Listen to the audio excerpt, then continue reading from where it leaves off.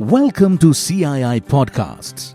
I'd like to take this opportunity to welcome everyone to this CII podcast around AI at the helm of understanding marketing's next frontier. And today with me, I have Nitin Saini, who's been with Mondelez for last 20 years. He's been leading some of the most iconic brands like Oreo over his career spanning multiple countries.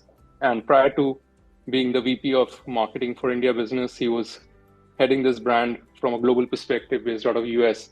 And where, among many other things, one of the key achievements was winning the coveted Decade of the Brand award at Cannes in 2022.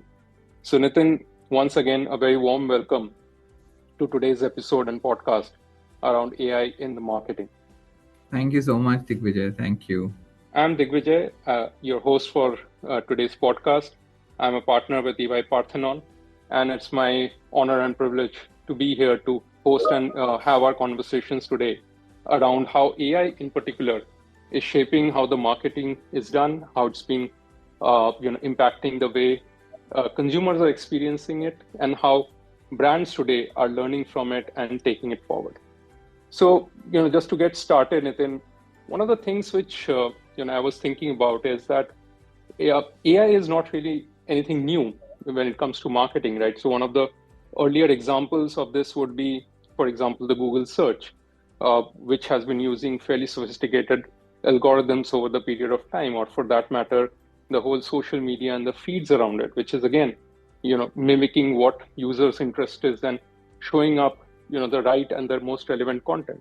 So, in your opinion, what are the earliest examples that really caught your attention in terms of how brands should look at using AI in the way they communicated and conducted marketing as a function? You're absolutely right, Digvijay. I think AI is not new. It has been around for quite some time, and you gave a very good example about Google search, which definitely uses artificial intelligence, machine learning in giving out, all the different uh, results whenever we want to search something. Another example that comes to my mind is also actually Google Maps, which also uses Yeah, artificial absolutely.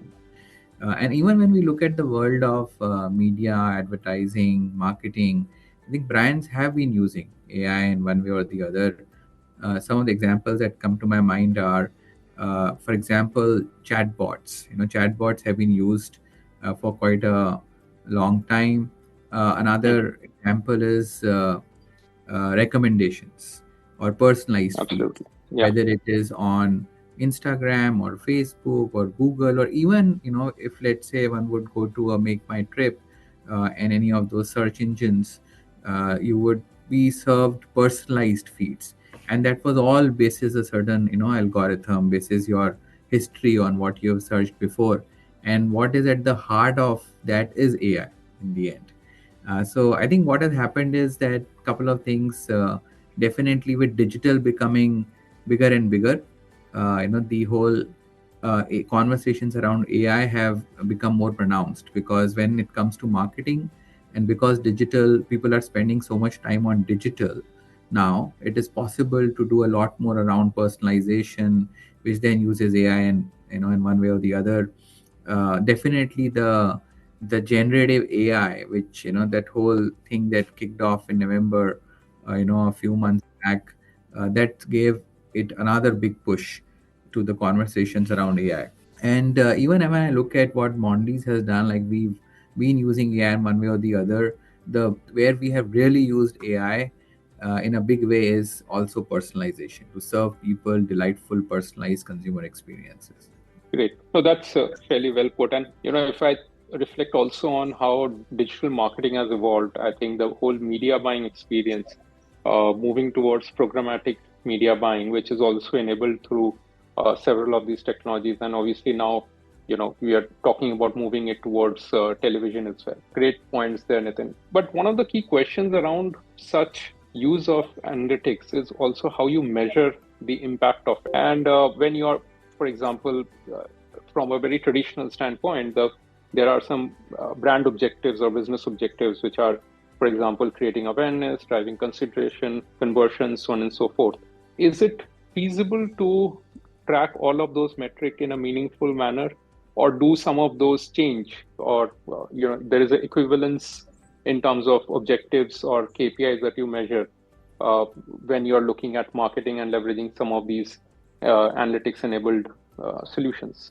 Actually, if you look at brand objective, it would be, let's say, something around, oh, you want to drive penetration for a brand, or you want to drive frequency of consumptions. When you start from there, then you look at all the different tactics on how do you do that. And I think AI becomes a great tool to be able to deliver some of your brand objectives.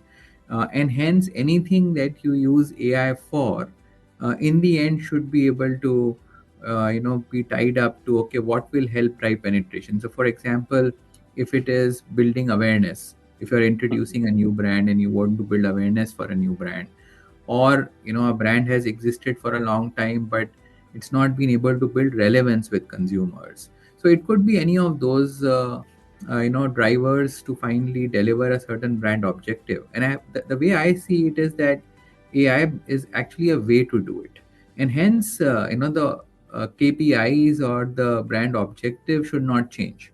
I think what AI Right. has done is it provides new ways to actually to be able to do it.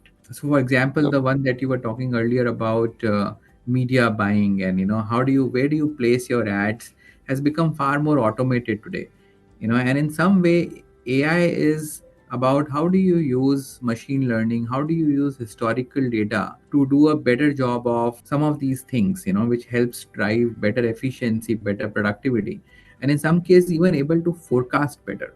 So using AI now, people are able to do a much faster and a better job of where should your ads be placed in the digital ecosystem, which if you were to try and do it manually, it will take so much time and it will not even be efficient, right? But kind of back to your absolutely. question around brand objective, I don't think that really changes. Fair. And I think that's also good food for thought, because what often happens in a digital era is there is a plethora of KPIs, and often we might lose the real objectives in some of those KPIs, and sort of forget the woods for the trees, if I may say so. You touched upon the topic of generative AI, and absolutely, probably the kind of excitement, conversation which has been happening around AI is unprecedented over the last 12 months or so, since the advent of generative AI. And when you think of consumer goods in particular, and broadly when you think of marketing, the three areas which has been impacted most by generative AI. One is obviously around the whole consumer experience and personalization. How can we, provide better experiences around it in a far more personalized manner, like you spoke of. The second area is around content creation, right, and the creativity in general, and how can I be more original, authentic, yet leveraging AI to be so. And finally, around the service experience side of it. And over the course of next few minutes, maybe it'll be great to hear your views around how do you see some of these areas getting disrupted, enhanced, made into something new and better for the consumer. So Yeah. maybe just to start off on the consumer experience and personalization standpoint, yeah, love to hear your thoughts about it. Yeah, no, I think I would say actually that has been one of the real big benefits of AI and Gen AI, on how can you provide people with more personalized experiences. And we spoke earlier about personalized feed. So you are served content that is personalized to you, and that is what a lot of the search engines do. That's what a lot of the Google and the Metas of the world are doing. We have also used in our own very interesting way, which is how do you serve people personalized experiences that are tied to a campaign idea or our brand purpose. And I can give you a few examples of what Mondelez has done on some of our brands.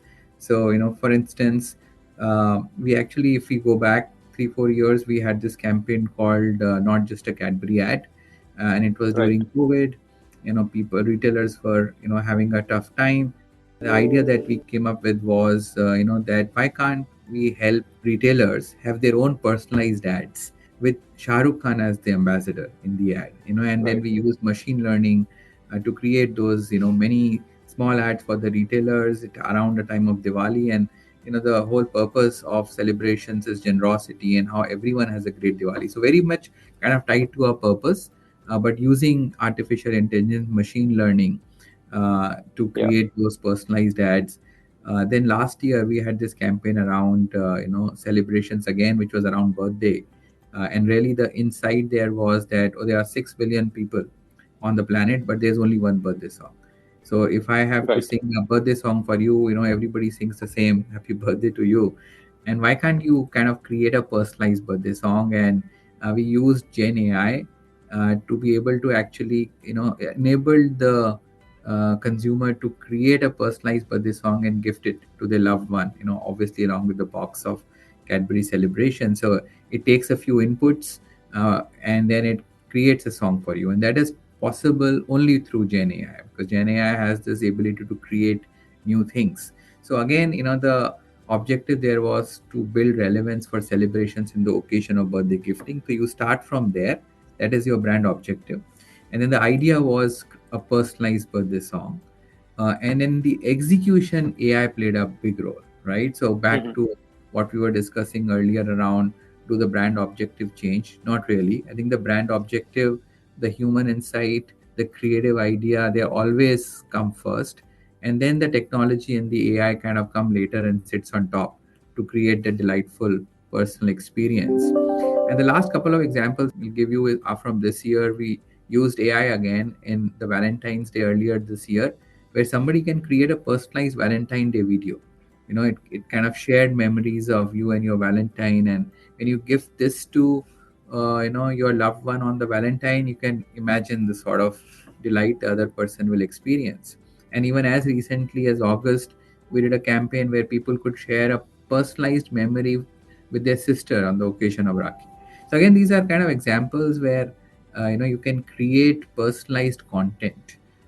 For consumers can create personalized content. Earlier we talked about personalized feed, I think, which is also a very very important way in which people are using AI. Those are great examples. And if I were to think back of marketeers probably a decade back, they could only imagine being part of so many different moments that matter from a consumer standpoint. And now you can, or with the use of generative AI, be part of those moments that matter. Talking about content, one of the other things which often brands have always wanted to be that, is also to stand for good content around the topics, right? Which may be slightly beyond, creating content for experience, but also like, for example, research, for example, trying to find out recipes in your context, possibly in some other brand's context, it could be finding out more around therapy, uh, knowing more about the product in general. And where often brands have struggled is that, how do you keep on generating so much content? Because, specific search, consumers, what they're looking for evolves with time. And, then it requires a whole different degree of machinery to keep churning out content which is relevant, editorial content which can then speak to consumers' specific requirement and ask. And where do you see this part getting augmented or changed with the help of generative AI? I think generative AI can play a big role there. Exactly to your point around, sometimes you need content at a very large scale. So whether it is recipes or whether you now have so much of digital commerce activity going on, so you really need content at scale. And can it be done through AI as opposed to a human intervention every time? And I Hmm. think those are some of the places which also maybe do not require as much of a creativity, as opposed to just aesthetic value, aesthetic appeal. Efficiency, scale is important. And I think that is where a lot of kind of work is happening today, to say how do we get there in a very organized way. We are also looking at it as well, but I think that can definitely be a big place for people to go to as they look at how do you use AI. Even let's say things like when you are looking at uh, innovation or creating scratch concepts, then instead of putting a lot of manual effort, using AI can actually get you to a great output. Like if you use any of those Gen AI tools and you put in a vision of what you want to create, And Yeah. you see the visuals that get created. I'm sure you have done it. They're not Yeah. bad at all. Like nothing and can Yeah. build Yeah. on top of it. So they are really, really good, and some of the output is really, really good. So I think there is still a work that's needed here to clarify on exactly where should we use. I think it also requires a lot of effort because it'll require us to train the tool on all the learning that one has on from the past, because that makes the output that much better and that much richer. I think the final thing I'll say, Digvijay, on this is that in the end, it's not either or. So you have artificial intelligence generated output, but in the end there is always going to be a space for human creativity. Like some of the Right. campaigns we do, AI is like a icing on the cake, right? Like it's a cherry on the top. So there is a creative idea, there's a strong human insight, and then AI kind of adds that tadka, if you like. So I don't think the human creativity is going anywhere, but there is a lot of output that can be generated using AI. No, I completely agree, because end of the day, I mean, uh, it is about actually augmenting creativity. For example, if someone like me who's really bad at drawing, but can have a concept in head, how do I bring to life? Like you said very rightly, use a tool and it generates something which is probably better than me describing it in words. Fair, and that in no manner takes away the authenticity or the creativity around it, which comes from the source itself. But do you also feel that this requires some degree of supervision, particularly when there is a content going out from a brand standpoint? There's a degree of care that is applied. There is a certain threshold of what it can speak of or not speak of. Regulatory guardrails to be followed and such. Do you feel that that's something which becomes now even more important now than ever? It does, and I think it requires a lot of work actually in that area. So Mhm. whenever we create those Gen AI tools for people to create personalized content, we also have to make sure it is a safe space. None of the copyright are violated. So there's a lot of work that's needed to be done, but it's all worth it, right? In the end, when we see the output, so one has to also be cognizant of some of the things that you just said. I think the third part, which I feel that generative AI is really impacting, is the service side, and where it might be slightly away from your core brands, maybe because e-commerce, for example. I know there is gifting site that Mondelez has, and that's again a very exciting value proposition. But at the larger, broader landscape, do you feel that commerce now is getting impacted with the whole generative AI? I mean, me speaking as a consumer, I mean, I find it very exciting if there is a single point or a chatbot where I can just go and tell whatever I want from a brand, and it'll be great if it's on WhatsApp, for example, where I can, right from shopping to any customer complaints, I can just put it there, and I can. It's almost like speaking to someone, speaking to the brand or that platform. That'll be something really exciting, and really unlocks the consumer service side. No, absolutely. Look, I think like even as you look at digital commerce, you can see that what AI does is it kind of gives you personalized recommendation on what you could buy basis your own kind of history or what you have bought before, and what could you likely to be buying in the future. So I think it just makes the shopping experience that much easier, right, and richer. And we have seen the advent of quick commerce, which has given kind of a fresh impetus to digital commerce. So I would say digital commerce, it can play a big role. Even brands that have a significant business coming from direct to consumer will also benefit a lot from AI, and how can they use AI to serve personalized recommendations, on how can they make the whole, to your point, even the experience that much better, because it's not just the act of buying, but right, what happens after that, right? Like in terms of after service and so on. I think it can totally revolutionize the shopping experience, and even the way the chatbots now can become that much more intelligent. To your point, if you have any query, if you have any complaint, to be able to handle it with the sort of a human like touch, Now, I think AI is getting closer and closer to that. Like compared to how the chatbots were 5 years back, you can see now they're far more intelligent, and that's happened because of AI. And you now feel okay. When earlier you have a chatbot, you would say, oh, you don't want to talk to a chatbot at all, you just want to talk to somebody human.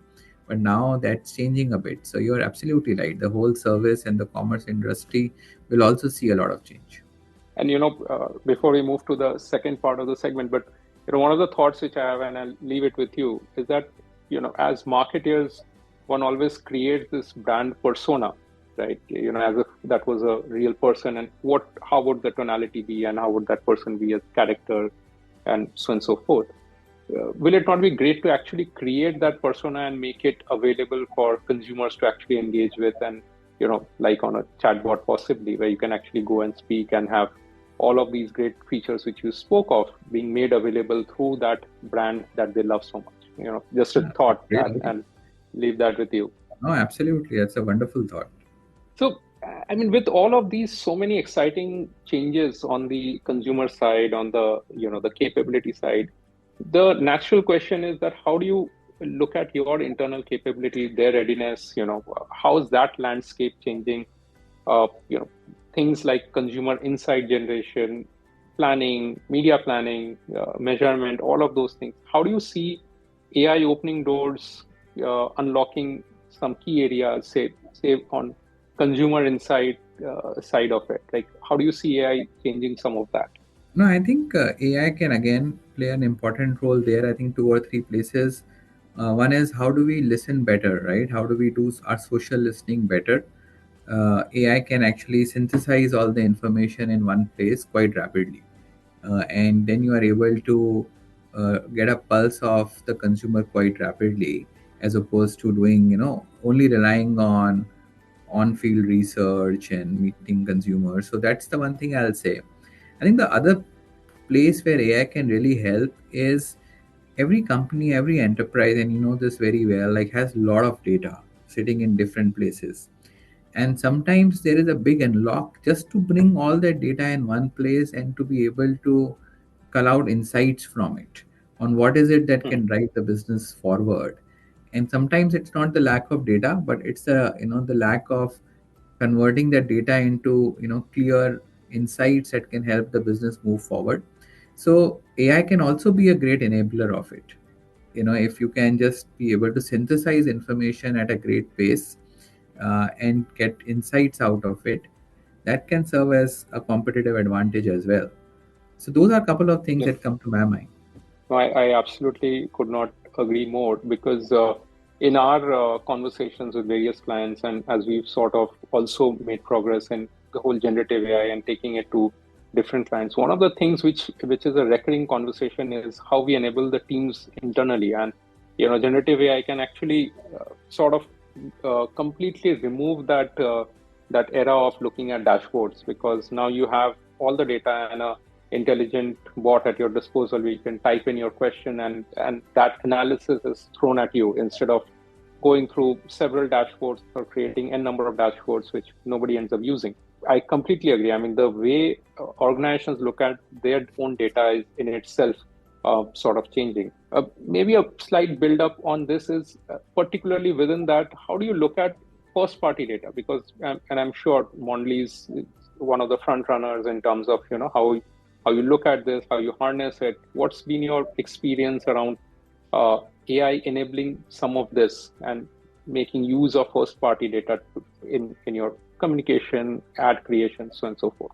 Yeah, so I think we have a quite a strong first party data program actually, which we've been running for 3-4 years now. And I think of course it allows us to know our consumers better, reach our consumers better, and we've got to a good scale as well when it comes to first party data.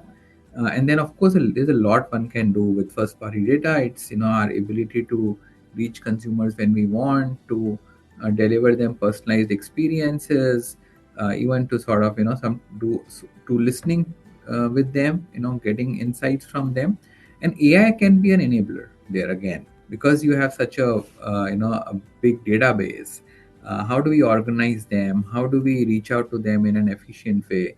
Or when we hear them, then how do we do it in an organized way? So I think AI and first party data actually go hand in hand. And having first party data allows us to use the AI systems, but equally, the having an AI system allows us to leverage our FPD program better. So I think both are quite well intertwined. And in first party data, like one of the key things which often comes across is how do you leverage this data in not just in terms of creating segments that you want to share your communication with, but what are those broad areas where you see maximum value? So if you were to call out maybe two areas where you see that FPD is really impacting the marketing metrics, what will those two areas be? I think the first one is actually what you alluded to, which is to create segments that then you can deploy your media with, your advertising dollars with, because you do see better ROI when you do that, because they are more engaged audiences, right? So you are able to then monetize that better. I think, and then I would say the other big one would be insights, because you have the data with you. So if, let's say, tomorrow you introduce a new product in the market, you don't have to wait for 1 month to know what is the performance. You can overnight run a survey with them and start to get responses to say whether somebody is liking it or not. And then you are able to either make any adjustments if you need to, or even sort of adjust your demand and forecasting that way. So that's another, I think, example that I would say, which is to use that first party database for insights generation. Sometimes you can even use those insights for innovation. Absolutely, yeah. No, that's a great point, Nitin. I was just also thinking that when I look back in my own marketing days, which were probably about brand management days, which were about a decade back or so, they look very different from what marketing is today, right? And if we were to have this conversation a few years down the line, I'm sure marketing and the skills needed from a marketing perspective would look entirely different altogether. So, when you reflect back, what do you feel are those key skills or areas which has become more critical now than before? And probably some two, three areas which are now for every marketer to focus on as they sort of try and keep themselves future ready. That's a great question, Digvijay, and I've also reflected often about it. I think before I talk about what is new, I think there are things that have remained the same, which are important for somebody to be a great marketeer. So things like consumer centricity, clarity of thinking, ability to tell a story, ability to think both left brain and right brain, because you need both structure as well as creativity. I think those still remain very important for somebody to become a good marketeer. I think couple of things that have obviously been become more important now. I think, of course, the whole digital and data, and I think a lot of it is just to just immerse oneself in this world and know it as if like you are a native user of that world. So knowing Instagram well, knowing some of these technologies well, knowing how the CDP works, and knowing how data systems work. I think the whole digital and data and knowing it well, I think is become quite important. And also ability to think both ends of the funnel. So what is of course important is to build equity for your brand, build awareness for your brand, and that is what typically you would say top of the funnel brand building. But equally, with the advent of quick commerce and digital commerce and D2C, it's also important to understand what you call performance marketing, right? Which is kind of full funnel conversion. And I don't think, again, it's not an either or. You have to understand and learn both, and know both are important. And what therefore is needed even more today is the ability to adapt oneself and be agile. I think that's a really important quality that I think is needed in a marketeer today, more so than, let's say, how it was 10 years back. And, reflecting on some of the way you articulated it, which is very precise and, sort of paints the picture. I think there's a lot of the world of brand marketeer is increasingly overlapping with the world of digital product marketeer, if I may say. The way both disciplines have sort of evolved, because I think there is a room for each of the disciplines to learn from the other. And one of the things which goes hand in hand with such ways of working, agile, like you said, which is about doing a lot of experiments, not looking at your consumer segments as a monolith and thinking of them as micro segments, their needs, their need states, how you can address those in different manners, which means that there has to be room for a lot of experiments. And the fact of the matter is that there is always paucity of funds, there is always a crunch or a very strict sort of discipline around spends management and things like that. How do you create, and what's been your mantra around how do you create space for those experiments? I think it's again a very good question, Digvijay, and I think you're absolutely right. With all these new things, there is always some ambiguity in the beginning. I think a couple of things that have helped us, I would say, are the first one I'll say is the culture of test and learn. So you try out a lot of things and you know that some will not do well, but then you learn out of it and then make it better. So you start slow, do it, have a test and learn culture, be bold about those test and learns and learn from them. So I think we have been doing it now for some time, and that's one thing that definitely helps. The second is I think the leadership steer is very important in some of these areas because, as I said, there is ambiguity because sometimes you need to invest upfront. So you need to be able to provide that steer as a leadership team and motivate the team is the other thing that's proven to be quite useful. But I would say the test and learn is quite important. Oh, absolutely. And I think without the leadership steer, even the test and learn as a culture, it doesn't get created. But, just to build on it, like, do you have a typical framework around what's your timeline by which an experiment needs to show result?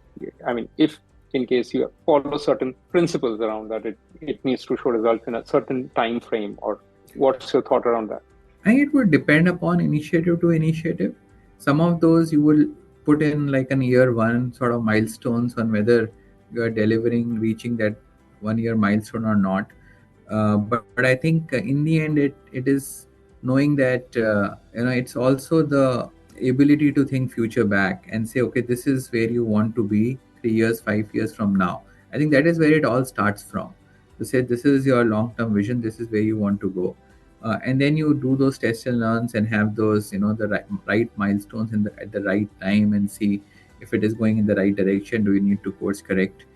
So I think that is what we try and do. I think certainly has helped us when it comes to building digital competence in the marketing function. And some of the examples I gave you around using AI, those were in some way you can say when experiments that proved to be a success. And once you get success with one of those initiatives, it also builds its own momentum, as you know, right? So yeah. No, that's very well said, and that's a fairly honest way of putting it across. That success and within experiment, success breeds more such experiments, and you have to create room for that. And it's great to hear that come from you as well. I think we are almost at the end of our discussion today. So first of all, thank you so much, Nitin, for making time. Your inputs have been absolutely valuable.